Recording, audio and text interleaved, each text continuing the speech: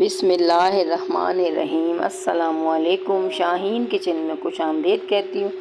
उम्मीद करती हूँ आप सब खैरियत से होंगे। मेरी अल्लाह पाक से दुआ है आप सब खैरियत से रहें, अपने घरों में हंसते मुस्कुराते रहें, कभी कोई दुख रंज गम पेश ना आए। आमीन सुम्मा आमीन। इसी दुआ के साथ आज की रेसिपी स्टार्ट करती हूँ। आज मैं बना रही हूँ मटन स्टीम रोस्ट, जिसके इंग्रेडिएंट्स सामने रखे हुए हैं। ये मैंने आधा किलो मटन लिया हुआ है, ज़्यादा क्वांटिटी में नहीं ले रही, आधा किलो है। ये मैंने धो के रख लिया है। इसके इंग्रेडिएंट्स मैं आपको दिखाती हूँ जो मैं इसमें शामिल करूँगी। 1 टीस्पून गरम मसाला पाउडर है, 1 टीस्पून लाल मिर्चों का पाउडर है, 1 टीस्पून ही हल्दी पाउडर है, हाफ से भी हाफ यानी कि चौथाई हिस्सा चमचे का ये येलो फूड कलर है, और वह 1 टीस्पून ही मैंने इसमें सॉल्ट डाला है। 1 टेबल स्पून मैंने इसमें लहसुन का डालूंगी, और ये 1 टीस्पून साबुत धनिया और ज़ीरा है हाफ़ टी स्पून, और उसी के अंदर ये थोड़ी सी हरी मिर्चें शामिल की हैं मैंने। ये कूट लूँगी और फिर मैं इसको मसाले में मिक्स करूँगी। और ये थोड़ा सा दही है मेरे पास, आधा कप जितना, और मैंने अपना स्टीमर चढ़ा लिया है। मैंने उसके अंदर पानी डाल दिया है बॉईल होने के लिए। वो जो मैंने मसाला रखा हुआ था, धनिया और हरी मिर्चें और ज़ीरा, उसको मैंने कूट लिया है लहसुन अदरक के साथ। और याद रखिएगा बिल्कुल बारीक नहीं करना, उसको थोड़ा सा कूटना है, थोड़ा सा दरदरा रहे। और जो बाकी मेरे मसाला था 1 टीस्पून लाल मिर्चों का पाउडर, 1/2 टीस्पून हल्दी पाउडर, और 1/4 चौथाई हिस्सा जिसको कहते हैं टीस्पून येलो फूड कलर, वो आपके लिए ऑप्शनल है, आप डालें ना डालें वो आपकी मर्ज़ी है। तो चलें, ये मैंने मटन धो के रखा, मैं इसको फोक की मदद से हल्का हल्का सा उनके ऊपर थोड़ा थोड़ा से सुराख कर लूँगी, ताकि सारा मसाला उसके अंदर चला जाए। और जो मैंने मसाला प्लेट में निकाला हुआ था, वो दही मैंने आधा कप जो रखा था, उसके अंदर मैं इसको अच्छा सा मिक्स करके इस अपनी जो मटन है इसके ऊपर अच्छा सा कोट कर दूँगी। यानी कि सारी मैरिनेशन जो मैंने बना के रखी है दही के साथ अपने मसालों की, ये मैं सारी इसके ऊपर डाल के इसको अच्छा सा मैं कोट करूँगी। और जो मैंने सुराख करने का मकसद ये था, फोक से हल्के हल्के से वो अंदर तक मसाला रच बस जाए। तो 1 टीस्पून जितना मैंने सॉल्ट वो डाला है चिली गार्लिक सॉस, और 1 टीस्पून जितना chilli sauce soya sauce, 1 tablespoon जितना ये भी मैंने डाल दिया, थोड़ा सा और टेस्ट इसका बढ़ाने के लिए। और देखें येलो फूड कलर डालने से देखें इसका कलर बहुत प्यारा आया है। आप चाहें तो डालिएगा, वरना ये ऑप्शनल है। इस किसी चीज़ को भी मुश्किल ना बनाएं, आपके पास हो तो डालें वरना ना हो। जो मैंने स्टीमर चढ़ाया है पानी गर्म, ये उसके ऊपर से जो छन्नी है जिसके अंदर मैं रखूँगी अपना मटन, जिसके ऊपर मैंने एक एलुमिनियम फॉइल रखा हुआ है, उसके ऊपर मैं इसको डालूँगी। एक एलुमिनियम फॉइल ले लूँगी, ताकि इसी के ऊपर मैं अपना जो मटन मसाला लगा हुआ है वो मैं इसको, जो सारा मसाला मैंने लगाया हुआ इस एलुमिनियम फॉइल के ऊपर, मैं सारा उसको इसके ऊपर पूरी जो मैरिनेशन हुई हुई मेरी मटन है वो मैं इसके ऊपर लगा दूँगी, ताकि वो स्टीम के अंदर ये पकेगा। और ये देखिए सारी बोटियाँ मैं इसके अंदर बिछा दूँगी। बहुत अच्छा सा मसाला इस पर कोट हो गया, और मैंने इसको 1 घंटे के लिए मैरिनेशन के लिए छोड़ दिया था, ताकि इसके अंदर मसाला अच्छा सा रच बस जाए। और बहुत मज़ेदार आज का ये स्टीम रोस्ट तैयार होगा मेरा मटन का।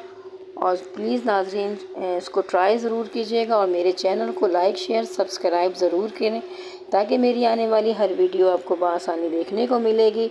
और आज की रेसिपी भी ज़रूर ट्राई कीजिएगा, बहुत मज़ेदार, बहुत आसान, बहुत जल्दी ये तैयार हो जाएगी।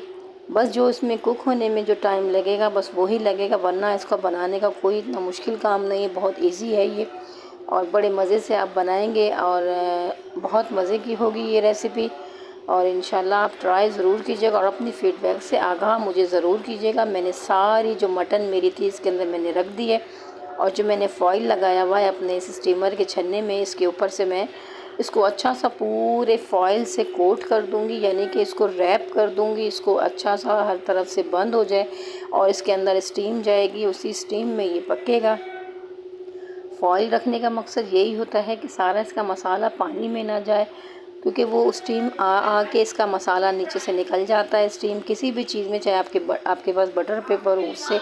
और जो मैंने पानी बॉयल होने के लिए रखा है उसके अंदर मैंने जो लेमन उसके ऊपर जो मैंने मसाले में मिक्स किए थे उसी के पील जो हैं छिलके यानी कि वो मैंने इसके अंदर डाल दिया था ताकि उसकी खुशबू आ जाए। और मेरे स्टीमर में पानी अच्छा सा पानी बॉयल हो चुका, तो वो जो मैंने फॉइल में करके रखा है उसकी छन्ने में, ये मेरा बहुत ही प्यारा सा स्टीमर है, इसके अंदर ही मैंने इसको ऊपर रख दिया है और इसी स्टीम में ये पकता रहेगा कम से कम ये 1 घंटा या 1.5 घंटा। उसमें बीच में मैं इसको चेक कर लूँगी।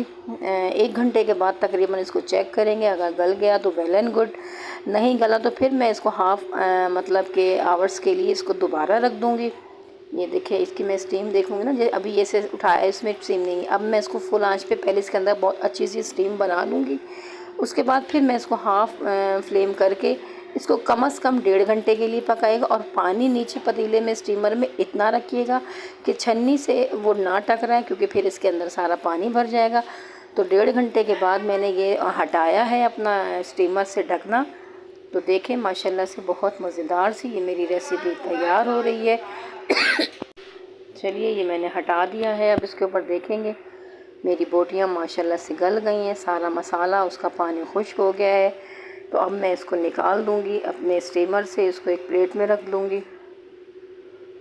बहुत गर्म है लेकिन आप बहुत केयरफुली इसको देखिएगा, निकालिएगा।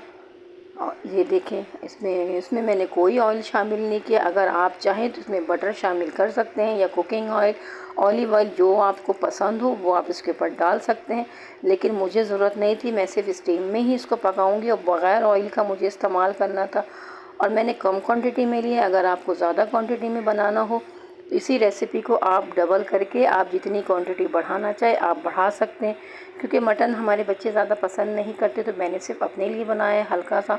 और ये देखें माशाल्लाह से बहुत प्यारी मेरी ये मटन स्टीम रोस्ट तैयार है। और इसके ऊपर लेमन और इसके ऊपर मैंने प्याज के थोड़े से विंग्स काट के रख लिए हैं ऑनियन के, और इसको लेमन और अनियन के साथ सर्व किया है।